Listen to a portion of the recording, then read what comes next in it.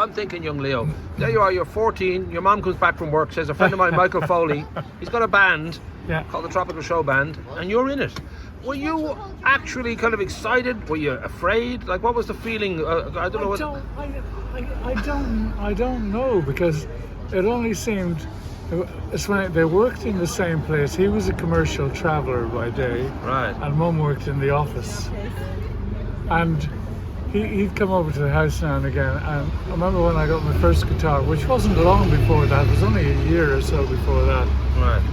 And he had to tell me what the frets were for. I thought they were just decoration, because I'd never actually seen anybody play the guitar. Just fencing, just a little bit of fencing along there. Yeah. I said, what are these? So that opened up totally new possibilities. But it was very quickly, because you're celebrating the fact that in 1964 you had your first gig, you're at Town Hall in the afternoon, then you're off to Kilkenny for a 9 till 2 in the morning 9 gig. to 2 in the morning. That's a kind of a baptism of fire, because this is your first gig, your first day of gigging. Yeah, it up was later, really, you'd never been up. Yeah, all true. Yeah. Was it a great feeling? Was it an exhausted feeling? I don't know what came over you at the end of that night. Well, it was. Oh yeah, please, cappuccino here. Beautiful. Thank you, ma'am. Black coffee there. This is Cinema Verite. We're just everything goes into the mix. And this is mine. Yes, thank you so much. Do you want me to take the menu? Yeah. Oh yeah, please. Yes, thank you. Cool. Thank you very much. But yeah. Well, I suppose I felt a bit, because I didn't know any, apart from Michael, I didn't know any of the other people in the band. I'd never met them before. Right. And like, I had a little amp, which was only about this size, a little green LP code thing. And like, I was on the stage with this little thing, which I put on top of the bass amp. And it was just like a little thing on top. And the bass player said, hey, hang on, plug into mine as well, Right. So and would have been a lot of rehearsal to that? Were you very confident going on? No rehearsal whatsoever. No Nice. rehearsal whatsoever. The good old days. Yeah. So in fact, we rarely rehearsed. I only remember once or twice actually rehearsing with the Tropical Show Band. We just, I don't know how we did it really, because there was very little music on the radio apart from Luxembourg. Right. Yeah. And you just listened to them and learned them. Wow. And there was a lyrics magazine. Do you remember? It was called Record something. I remember that. I do remember that. Even just to be able to see the lyrics was a kick, and then you sort of feel like you knew the song or you're part of it. Yeah, absolutely. So he used to travel to Dublin and get music sheets there, which were 2 and 6pence each. Right. And like, the chords were invariably wrong, stupid keys, F sharp, And so I remember after a while saying to him, look, I'll work out the songs for 2. You give me 2 and 6. Always enterprising, always know I can fix this and help myself. But was that, people like to think of a road to Damascus moment when they end up in a career of any sort. I don't know if that would be a road to Damascus, whether you'd already on that road before this happened. I don't know, because I say it all happened very suddenly. Right. I hadn't even seen anybody playing the guitar. I mean the frets thing will give you the idea how little I knew. And then somebody else said, oh, has it been tuned? I think, tuned? What's that? So there was a fellow around the corner, PJ Cannon, and he came around to tune my guitar, broke half the strings. There wasn't even a music shop in Carlow. I bought my guitar strings in a jewellery shop. It had a little drawer. I can smell it now going in. Smells very affluent. I'm trying to think that your mom, when you sort of joked that your mom, you feel afterwards, oh, maybe your mom decided we could do with some extra money, go out there and be in a band. Yeah. Was there a little bit of that going on, that this made sense to her? There must have been. She never said that to me, but I obviously gave her most of the money, Well, she's your manager basically, so she got you the gig. So agents have to get their cut. Absolutely. So I'm sure I'm sure it helped enormously at home, really. Right. You know. So was there a turning point then that I don't know, in another band like The Word or that you actually got it in your head that I love this, I want to do this, or did it all just happen to you? I think I loved it as soon as I started actually playing. I think Right. I just loved it. And as I say, I had a choice at the end in early '69. A choice. The band leader said we had some complaints from the rugby club that we used to play every Saturday night. Right. At one point, that your hair is a bit long. Hey! And I wasn't getting it cut, was it? I don't think you've cut it since. And so it was literally a choice, you know, between getting my hair cut and I said, well, I'm not getting it cut. Right. So 10 minutes later, he was down with my Your guitar P45. out of the back of the bandwagon. That's great. Thank you so much. There we go. Lovely.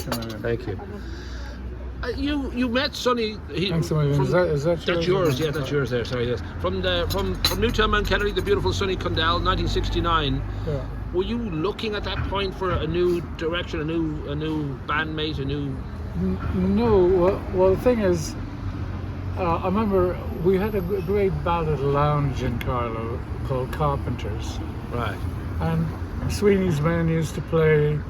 Emma Spiceland, the Wolf Tones were great actually, you know. And I got supporting all those people on my acoustic guitar that I got when I was 15. Right. That's the one I used on the Tiernan and Oak albums. Wow. And I remember going up. It was a group from Arklow a duo called Homer Nods. Okay. And I saw them advertised in the paper. I thought, that sounds interesting. So I went along, and it was two guys on the stage, and I thought, oh, looking at Homer Nods, they're very good and writing all their own songs. And then Sonny said at one point, sorry, Homer Nods couldn't be here tonight. I thought, oh, he's joking, you know, so we came instead, sort of thing. I thought, oh, ha, you know. But it turned out it wasn't Homer Nods, so I got chatting with them in the break and borrowed Sonny's guitar, which had a big strap of tin-tone carpet. Nice. Officially a hippie, folky, if you've got the carpets. Yeah, he was wearing a poncho as well, and so was John. 2 ponchos. Regulation. So I remember the thing nearly slipping off my shoulder, big fat thing. And I sang Joni Mitchell's Night in the City. Something else, I think. Right. So that had just. And did you feel a connection because you guys you were very, very successful. Your albums, you were part of the UK scene in a very, very big way in those early 70s. Was it obvious to you from the start that Tiernan and Oak would work, that Sonny was the one? Yes. It was. In the meantime, I joined the Emma Spiceland, which was a big thing because they were a #1 hit group. Okay. You know, had several top 10 hits. Mary from Dunlow was #1. They had Bodgie and Elamide.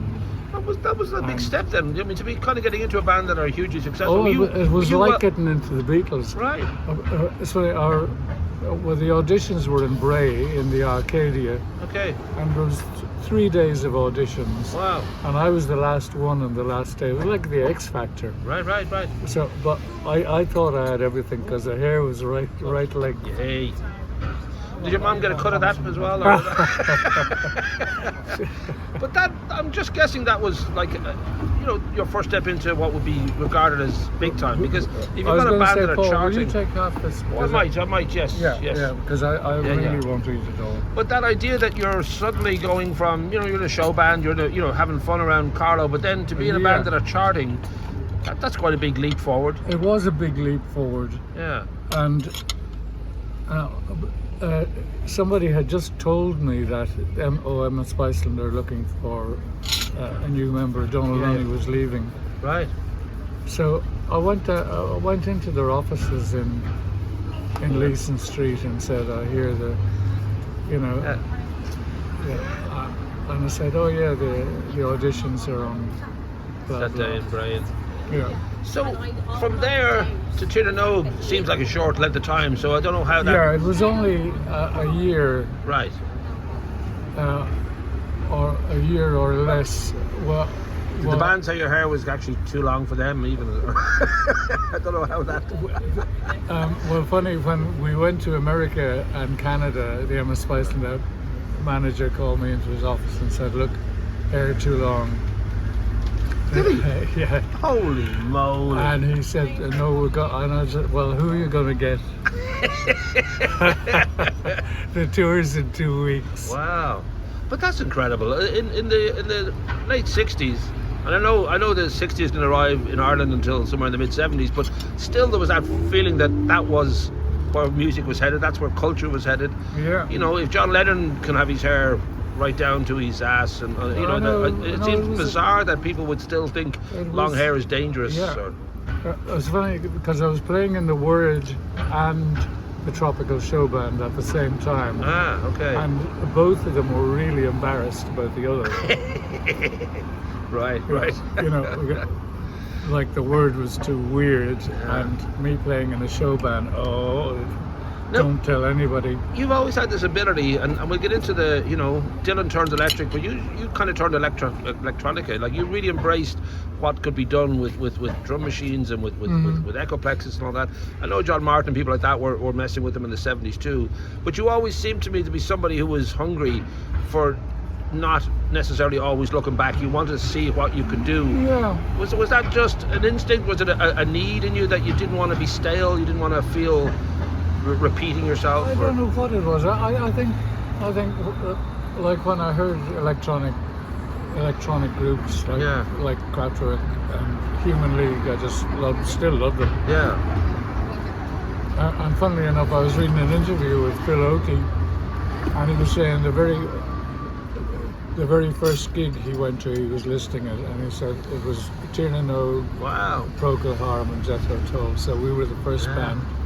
Because you think about prog rock, and there was prog folk and all that, but that just the idea of being progressive in any way is just that you're exploring. So King Crimson would kind of be part of both worlds, that they were sort of embracing whatever they could with technology, but also there was a sort of old school guitar bass. I'm fascinated by that culture in the 70s that, and Bowie reflected it well, that you could really go anywhere. You could start messing with what actually was acceptable as music, because there was an argument against synthesizers by some. They just thought that's not real music. It's like the AI of today. They just thought that's not really a musician's input.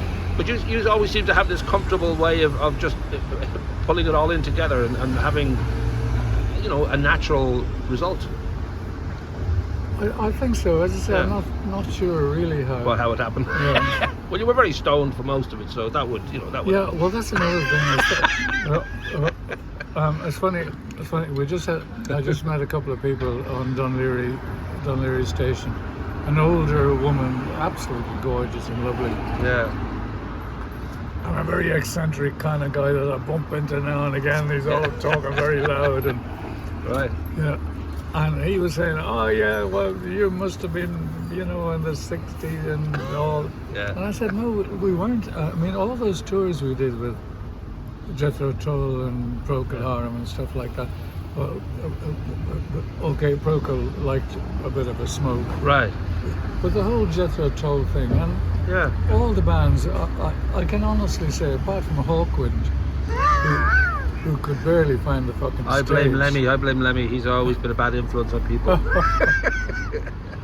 That was one of our very first gigs.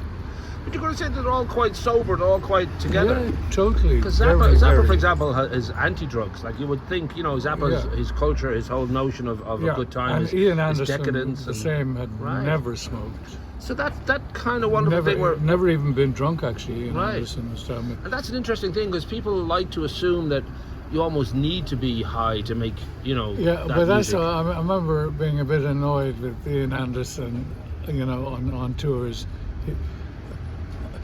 His audience, like the audience for Jethro Tull, were teenage boys, really, mostly, Yeah, they want to be part of the band. So come out and they go, oh, something smells good out here, and they'd all go away, and I think, you fucking hypocrite.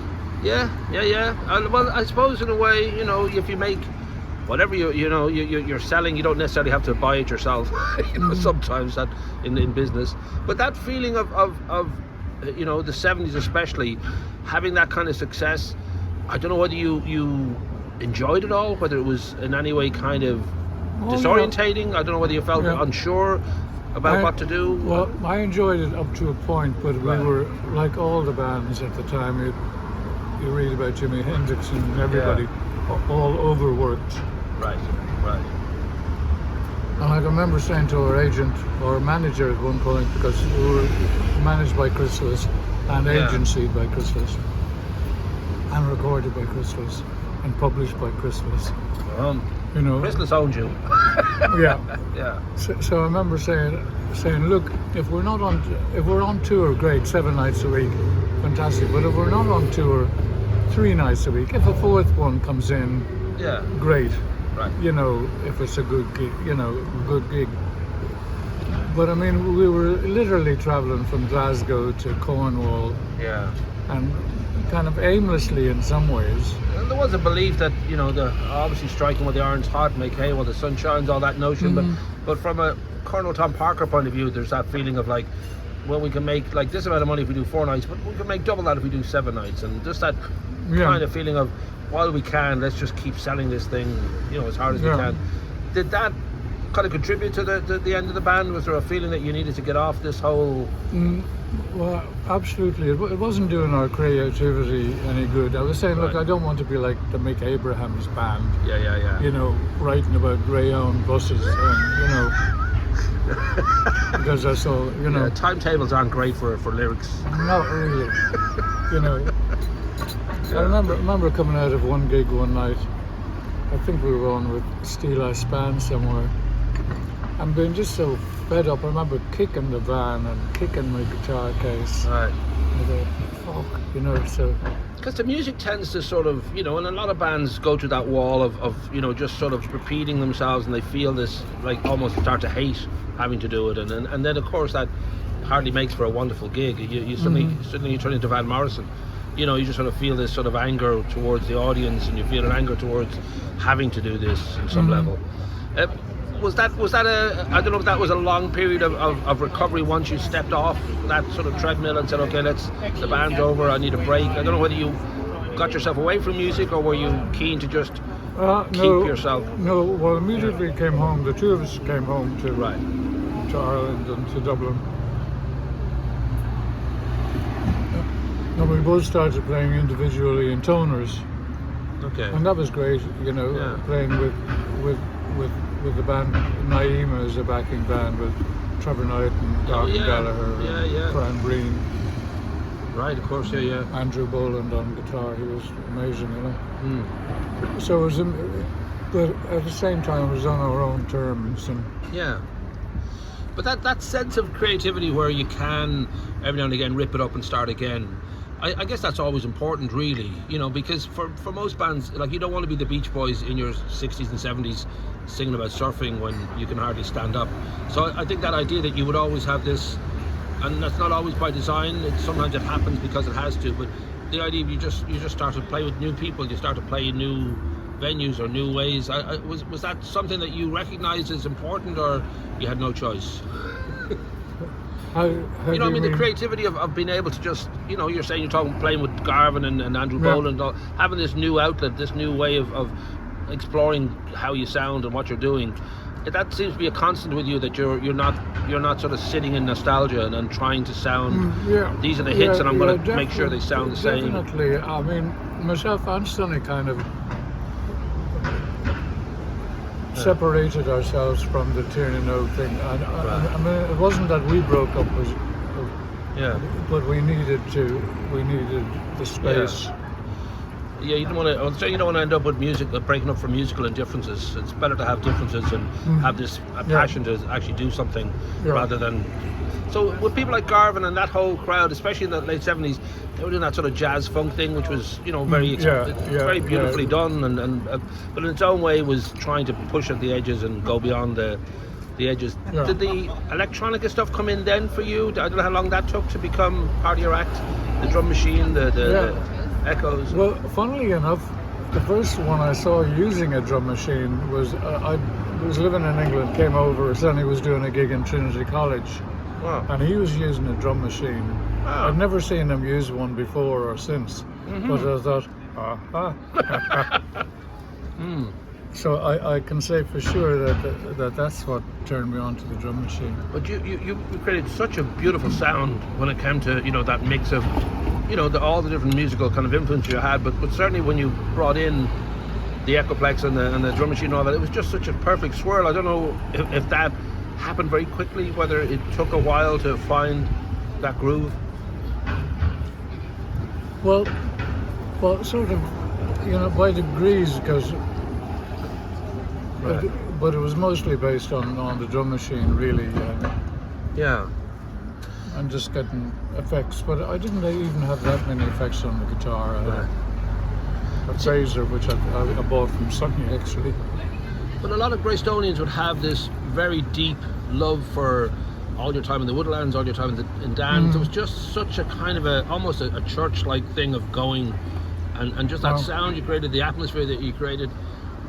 I'm just wondering whether you were very kind of aware of what you were doing, whether this was just an organic thing, like it wasn't any plan, I'm guessing, that it wasn't like you thought, if I do this, people go wild. No, absolutely not. I was just playing what I liked, really. Right. And the choices were great, of course, like De La Soul, all these sort of strange... I remember one of your reviews, De La Soul and Velvet Underground, what goes on, and but just the music I loved, really. Right. And has that time for you? I'm always fascinated by people like Bowie would have this argument that it's all the same. Of course, there's like ups and downs in regard to sales or into popularity or whatever, but it's all one big evolution of that person's taste and that person's ideas. And I mean, do you kind of, especially now when there's reissues of Tiernan Og, there's some live albums were brought out, there's your past has sort of been mixed in with your present, and it must all feel like a nice big mushy kind of one piece. Yeah, I think so. It's funny, really, because I'm kind of, for some reason lately, I've been going back to the folky stuff. Right. Like I don't know if you saw that new album that's come out. It's a box set, 3 CDs from Cousins Folk Club in London, which is really seminal folk club, and it was brilliant for Tiernan Og. One of my tracks when I came down is on it. Yeah. But it's got like Bert Jansch, Al Stewart, Sandy Denny, Jackson C. Frank, all the really cool ones. Yeah. Are all on it, and so. Well, these things come around all the time. Like Nick Drake is sort of as popular now, and to many people he's one of the great kind of cult singers, and yet there was a sense that he was of that time, and yet there is that sort of constant revisiting of once the music itself, I think, has a purity about it, or has a belief, or it's true, it can never really fade. I think so. Yesterday I was listening to a Bert Jansch kind of long sampler kind of album of his best stuff, and I was thinking, this is fantastic, and it's rock and roll, really, even though nobody would have thought it, but nobody would have thought it except Robert Plant. The last one with Alison Krauss. Yeah, beautiful. And Raining Stones, there's two of them. Rising Sand. There you go, close enough. And he does one Bert Jansch song, It Don't Bother Me, which is very obscure, and it's the last Bert Jansch song you would think that somebody like that would cover. And he does Anne Briggs, drawing water from the well, and he turns it into a kind of a mini Zeppelin folky kind of a thing. And it is all one. Everything's a bastard son of something else. It's not like it's brand new. It's always a mix of the old and the new. So like Beyonce is number 1 in the country charts in America right now. She's got a country song out. I heard and it's her number 1 in the UK and all tracks, that. But that idea that it is all the same, like Johnny Cash is rock and roll. He's ever there isn't this. I think people are thankfully I think much more kind of wide open to everything now. That it just has that kick in it. Boom, like it doesn't matter where it came from, and I think it's almost the creation of would say non-professionals finding their way, like the Beatles finding their way and then making something out of what they try to do, and suddenly it becomes their sound, or becomes something new because of that. Or, I'll shut up now because I'm going on too long. But you know, that Elvis effect. Elvis loved everything and threw it all into the pot, and it just came out that way. You know, yeah. So would you listen to a lot of music that's out there now? Is that hunger there? Because it's difficult to keep up, really. I find it's so spread out now. You know, on the internet, it's hard to sort of find one place. There's no one place where everyone gathers and says this is what we're listening to now. It's everywhere. It's funny, yesterday, you know, on Facebook how your memories come up from 5 years ago or whatever. And some memories came up from a few years ago. That was kind of a funny post I put up. I said I'm itching for revenge, you know, today. Yeah. And I said I don't know on who or on what, but I think I'll put on my new girl band album. You know, instead, or as well, sort of thing. So, like, a lot of folkies wouldn't be listening to girl band, really. No. Well, I think the Pete Seeger thing of being appalled by Bob Dylan going electric it's long gone now. I think people know that everything is you know, up for grabs. That there's no there should be no rules about where you belong, you know, where you should be playing or what you should be doing. Yeah. We should finish by saying that you've got your Friday nights on Facebook. We'll link to that. People can join you for you do regularly. You're playing gigs there. Every second Friday. There you go. And you got your people can throw a little money into the hat with the PayPal. We put that link in as well. How do you feel about the actual live thing now? Because that's quite a difficult world around. Yeah. People aren't going out to gigs the way they used to. There isn't the venues. Yeah. No. Well, with COVID, a lot of the gigs kind of shut down for me. Yeah. And like for some of the gigs, like around here, off Cook. Yeah. But they were offering less money than they were in the year 2000. Right. So it was offering less money than I was getting in the same venue 20 years before. I think, hang on. Yeah. I do understand it's not as busy for them, but there's still a little bit of an insult involved in, you know, if you're going to get somebody in, especially somebody who's proven themselves. It's not like you're a kid who's never done it before. I know. Yeah. But do you find yourself thinking about trying, you know, looking for gigs out there, or are you more comfortable with the way you're kind of being able to connect with people online? I think I'm much more. I didn't want to do the online thing at all. It was a friend in England. And she was saying, look, I was saying, no. So I had to be dragged into it, really. Right. And after the first one, I thought, hey, this is good. And it's become actually more intimate than most live gigs. Yeah. Because you're communicating, people are talking to you, and it's actually sending up messages from. Yeah. Like great. We've got viewers in Tokyo, Patagonia, all over Kalamazoo. And you don't have people walking in front of you going to the toilet every 5 seconds. Exactly. That's exactly. Well, listen, we'll add that in, but congratulations, 60 years is nuts. You know, especially given that you're only 54. So I'm trying to figure out how that happened. It's very bizarre. You're a time traveler. But yeah, nicely done. And we will, as I said, we'll throw in the links and all that. And lovely to catch you, old man. Well, Cheers. Thank you very much, Paul.